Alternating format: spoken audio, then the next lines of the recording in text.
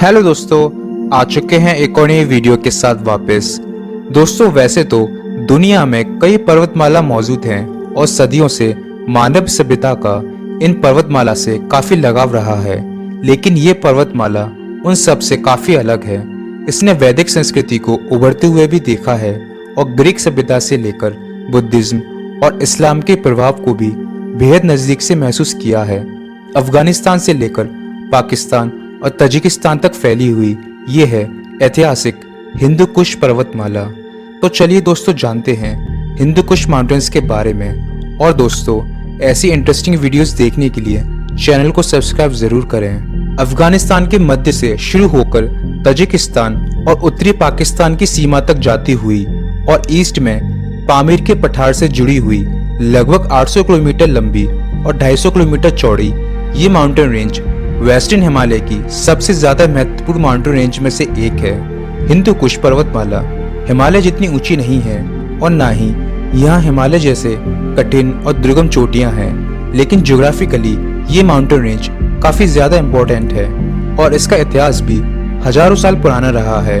इस mountain range का ये नाम क्यों और कैसे पड़ा, इसके पीछे कई मान्यताएं हैं। कुछ इतिहासकारों का मानना है कि हिंदू कुश का अर्थ होता है हिंदू किलर। उनके अनुसार पुराने जमाने में आक्रमणकारी हिंदुस्तान को जीतकर हिंदुस्तान वासियों को बंदी बनाकर इन्हीं पहाड़ों के रास्ते अपने देश ले जाया करते थे, लेकिन इन पहाड़ों की जबरदस्त ठंड और ऊंचाई के कारण इनमें से बहुतों की मौत हो जाया करती थी, जिसकी वजह से इन पहाड़ों को हिंदू कुश यानी हिंदू कुलर नाम दिया गया। हालांकि इस बात में बहुत ज्यादा सच्चाई नहीं लगती है, क्योंकि हिंदू कुश नाम का सबसे पहला जिक्र सन 1000 में लिखे गए एक डॉक्यूमेंट में मिलता है, जबकि हिंदुस्तान पर उस समय तक ऐसा कोई भी बड़ा विदेशी आक्रमण नहीं हुआ था जिसमें बड़ी संख्या में लोगों को बंदी बनाया गया हो। इसके अलावा दूसरी मान्यता ये भी है कि पर्शियन लैंग्वेज में पर्वत को कोह कहा जाता है। संभव है कि हिंदू कुश का नाम हिंदू कोह रहा हो, जिसका मतलब होता है हिंदू पर्वत, और समय के साथ ये हिंदू कोह बिगड़कर हिंदू कुश हो गया। वहीं कुछ इतिहासकार मानते हैं हिंदू कुश पर्वत को हिंदू केश कहा जाता था, जिसका मतलब था हिंदुस्तान की उत्तरी सीमा का अंत।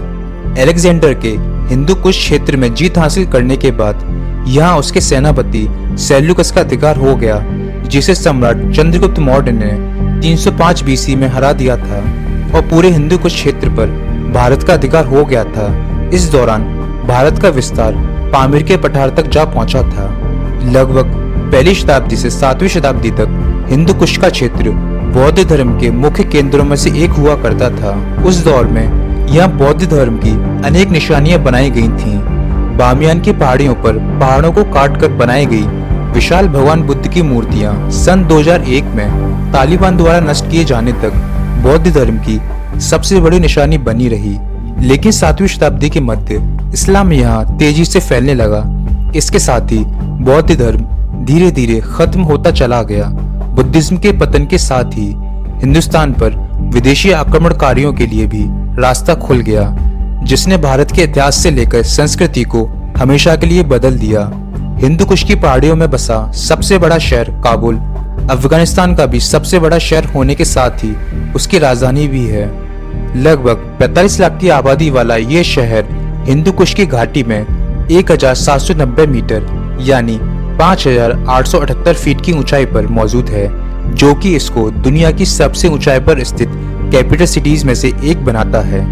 दोस्तों, काबुल शहर का इतिहास भी लगभग 3500 साल पुराना रहा है।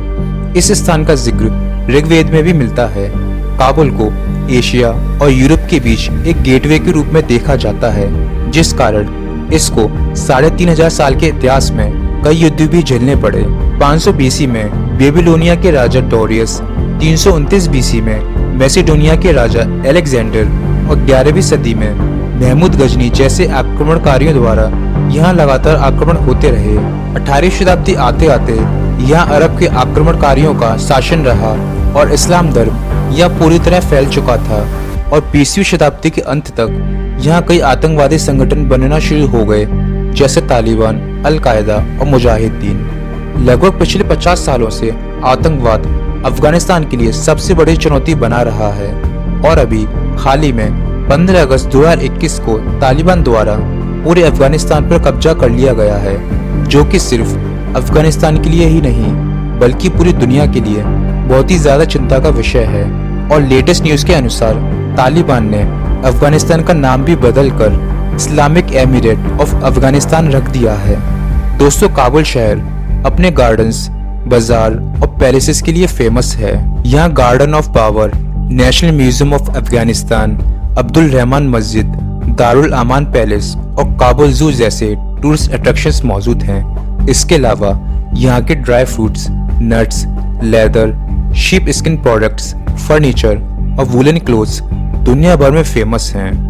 दोस्तों, हिंदू कुश माउंटेन में कई शिखर 7000 मीटर से भी ज्यादा ऊंचे हैं। अफगानिस्तान पाकिस्तान सीमा पर स्थित माउंट तिरिचमीर 7708 मीटर की ऊंचाई के साथ इस माउंटेन रेंज की सबसे ऊंची पीक है।